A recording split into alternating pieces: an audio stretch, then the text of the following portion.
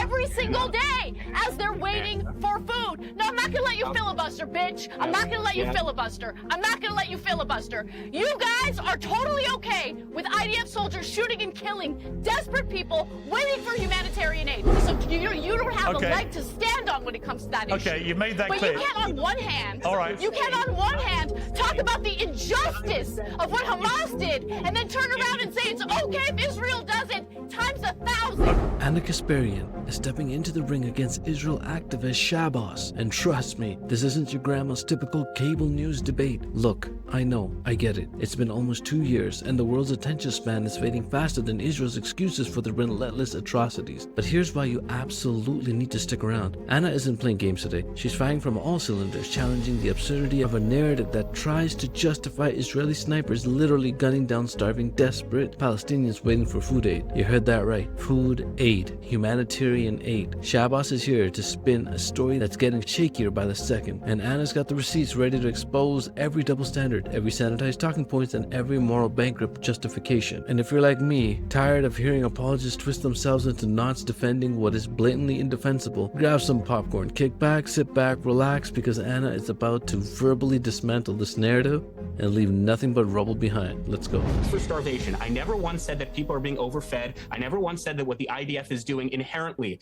all the time is good. What I am saying is the IDF has taken measures that no other Western country has ever taken in modern warfare. The fact that they drop leaflets on buildings telling civilians to evacuate because there are known Hamas entities in those buildings. The fact that they have provided more aid into Gaza post-October 7th than pre-October 7th is something I'm very proud of. And if you believe that the Gaza Humanitarian Foundation is not doing enough, the fact that they shoot at people as they're waiting in line for humanitarian aid. Dozens of people get shot and killed literally every single day. Every single day as they're waiting for food. No, I'm not gonna let you filibuster, bitch. I'm not gonna let you filibuster. I'm not gonna let you filibuster. You guys are totally okay with IDF soldiers shooting and killing desperate people waiting for humanitarian aid. You're okay with that. I find it so unbelievably evil.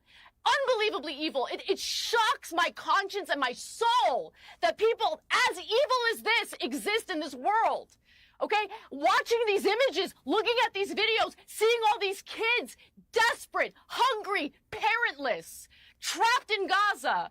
And you're sitting here and you're defending it. I can't stand it. I can't listen to it. The filibustering is unbearable. It's unbearable. And what I tell you what, I can't take it. How can you watch all those kids die? Okay, let me bring Gideon back in here. Will you call on Hamas right now to surrender and release the hostages? Do it. Do it right now. Say, I called out Hamas. I called out Hamas from the very beginning. I've got no love for Hamas. It's a terrorist organization. What they did was wrong. I cried over the atrocities that they engaged in on October 7th. But you know what's so disgusting? You want to? Yes, I did. You should watch The Young Turks. That's where you'll see exactly what I had to say about Hamas after October 7th. I even trashed elements of the left who refused to criticize Hamas for what they did. Okay, so you don't have a leg to stand on when it comes to that issue. Okay, you made that But clear. you can't on one hand, you can't on one hand talk about the injustice of what Hamas did and then turn around and say it's okay if Israel does it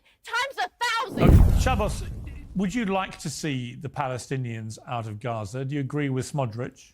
Absolutely not. And I'm very proud of the fact that when I was living in New York City, I drove 4 hours to Washington, D.C. pre-October 7th to protest Bezalel Smotrich. Bezalel Smotrich represents a fringe minority of the Israeli populace. One of the trade-offs of living in a democracy, which of course Gaza is not, Iran is not, Syria is not, Lebanon is not, Jordan is not, Israel is the only democracy. And one of the trade-offs is you live with individuals who have reprehensible views. That's what living in a democracy is all about. And I'm thankful that individuals like Bezalel Smotrich are not part of the war cabinet. When you talk about what are the stated aims of the war, the Prime Minister has stated them numerous times. Right now, an American citizen, Omer Nutra, an American citizen, Itai Chen, their bodies are being held by Hamas in captivity. So when you ponder, well, what are the goals of the war? They're very simple, and they've been repeated on national television since October 7th. Give back the hostages, both the living ones and the ones you have killed, and force Hamas into exile. And instead of putting the pressure on the dictatorial Islamic regime that have obliterated any chance the Palestinians have of freedom of movement, freedom of expression, their own state. Instead, you've put pressure on the individuals who are responding to an actual genocide that occurred on October 7th when Hamas tried to kill every last Jew they could find. I believe in a two-state solution. I believe and I want Palestinians to have their own state in the same way that Jews have their own state. The problem is there is one entity that does not believe in that, and that is the entity that is calling from the freeing of Palestine of all Jews from the river to the sea. So if you are pondering, if you are asking, what are the stated aims? Give back the hostages. Can someone please explain why Hamas has the bodies of Thai hostages, why they took Africans, why they took babies? No one can articulately make a rational claim for that, and no one can articulately make the claim as to why Hamas thought it would be a good idea to slaughter innocent civilians on October 7th and then assume there would not be any military response. Well, no, I think you're missing what I would say. Well, hang on. Piers, let me just say one sentence. Yes, please do. Get in. The atrocities of the 7th of October were horrible. I was there the next day. I saw it in my own eyes. I will never forget it. Ever since then, Israel committed 1,000 7th of October. You understand it? 1,000 7th of October Israel committed.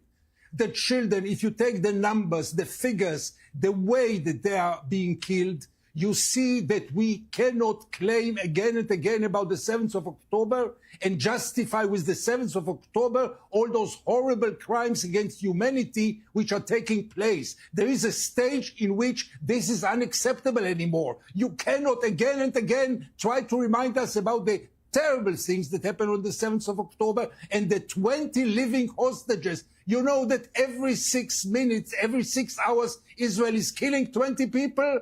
And they are as innocent as the hostages, among them many children. So stop with the 7th of October. It's unacceptable to rely only on this and to say the 7th of October enable us to go crazy and to do those crimes. And second point, stop speaking about Smotrich.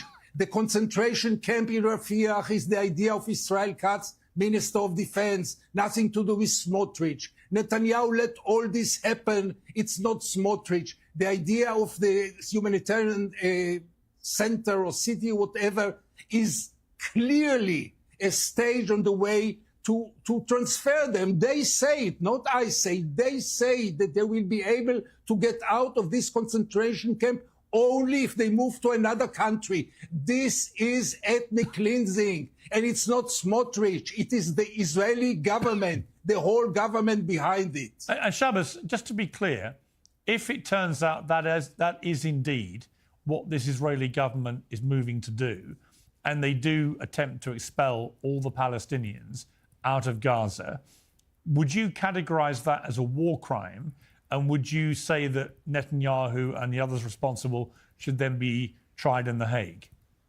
Piers, let me be clear. If there is a forced permanent displacement of the Palestinian people, I will gladly go back on your show to denounce it. However, what the co-panelists are distinguishing, or excuse me, what they're blurring, is what has been done in every single war fought in modern warfare, and with what Israel seeks to be doing now, which apparently is ethnic cleansing. If you truly believe, as my co-panelists have suggested, that the Palestinian people are facing a genocide, if you truly believe that they're experiencing a discriminate bombardment, then you would do everything in your power to ensure that the innocent civilian population are safely evacuated temporarily so that Israel can kill the terrorists who have embedded themselves in civilian populations, like schools, like hospitals, like nursing homes. The problem is every time Israel or Western countries suggest doing that, suggest moving a refugee population the same way we have moved any refugee population, it's called ethnic cleansing. So then the alternative, okay, but then you would have civilians living in a dense urban environment where they are exposed to warfare. And then they die because that happens as a consequence of starting a war you have no hope of losing. So it's sort of a catch-22. Either we can safely evacuate them to Egypt, which, by the way, also shares a border with Gaza and has zero interest in taking the Palestinian population, or we can say, well, if you're not willing to safely evacuate them into humanitarian corridors, then you are exposing them to danger in warfare. But it seems like my co-panelists are suggesting that is preferable. That, to me, is something I cannot understand. That is not rational. That is not liberal. That is not justified. We should safely evacuate civilians, take out Hamas and the dictatorial tyrannical regime, and then once the war war is finished, you can safely repopulate Gaza with the same civilian population and build Gaza into what it was meant to be when Israel left Gaza in 2005, which again, to your point of ethnic cleansing, Israel is doing a pretty shitty job of ethnic cleansing when A, there are more Gazans post-October 7th alive than there were pre-October 7th, and B, Israel has given up Gaza in 2005. They gave up the Sinai Peninsula in 1979. They have consistently given up land in the name of peace. You know how much land the other Arab nations have given up? Zero, because their starting position from 1948 was the eradication of the Jew from the river to the sea. And that's what the root of this conflict is all about, is the inability of the Palestinian leadership to recognize the fruitfulness of coexistence and peace. I believe in coexistence and peace. I believe the war should end. You know who doesn't? Okay. Are you going to let him filibuster? All right, final word to Anna. The same. Okay, a final word to me. Thank you. I appreciate that. If this was really about getting the hostages back, then Israel wouldn't be raining terror on the Palestinians in the West Bank, which is a separate territory, which was not governed by Hamas, but they are raining terror on them. They're allowing these terrorist settlers to run Palestinians out of their homes. They're bulldozing homes. They're building additional illegal settlements. They're openly talking about annexing the West Bank, by the way. So all of these talking points are so easy to dismantle. Why should Egypt clean up your mess? Why doesn't Israel absorb the Palestinian people in Tel Aviv or some other part of Israel if they're so concerned about civilians getting killed? It's because they're not concerned about civilians getting killed. They do want to ethnically cleanse. They want to force Egypt, which, by the way, is having overpopulation issues of its own, to absorb a problem that was created by Israel and the United States. And no one is under this ridiculous impression that this would just be a temporary relocation of the Palestinian people. Why did Benjamin Netanyahu use the Greater Israel map in the very beginning of this genocide? Publicly, during a press conference. He did it because this is all about the Greater Israel Project. He believes, first of all, he's totally against the Oslo Accords, has been from the very beginning. There are videos of him from when he's in his 20s talking about how the Palestinians should not be allowed to have their own state, their own right to self-determination. We're not stupid, Shabbos, okay? We're not idiots. We see it clearly. You can say whatever you want to say, and the same talking points are regurgitated over and over again. We're not buying it because we can see the facts on the ground. And Gideon Levy, let me just say to you, God bless you.